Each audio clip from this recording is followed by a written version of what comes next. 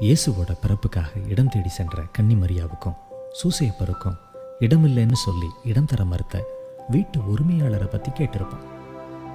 ஒரு கல் நெஞ்சக்காரராத்தான் அவர் நம்ம மனசில் பதிஞ்சிருப்பார் இல்லையா? நீங்களும் நானும் பல சமயங்களில் அந்த வீட்டு உரிமையாளரை போலத்தானே நடந்திருக்கோம். சில சமயங்களில் நமக்கு முன்னாடி உதவின்னு கேட்டு வந்தவங்களுக்கு முகம் சுழிச்சிருப்போம். இல்லைன்னா செஞ்ச உதவிகளுக்கு பிறரிடமிருந்தோ அல்லது கடவுள்கிட்ட இருந்தோ ஏதாவது எதிர்பார்த்திருப்போம். இதில் சிந்திக்க வேண்டிய விஷயம் என்னன்னா, எந்த எதிர்பார்ப்புமே இல்லாம தகுதியே இல்லாத எனக்காக இறைமகன் இந்த உலகத்துக்கு வந்தார். அப்படின்னா ஒவ்வொரு கிறிஸ்மஸும் நினைவூட்டுறது இதுதானே. நிபந்தனையின்றி பிறரை அன்பு செய்வதும் எந்த எதிர்பார்ப்புமின்றி பிறருக்கு நன்மை செய்வதும்.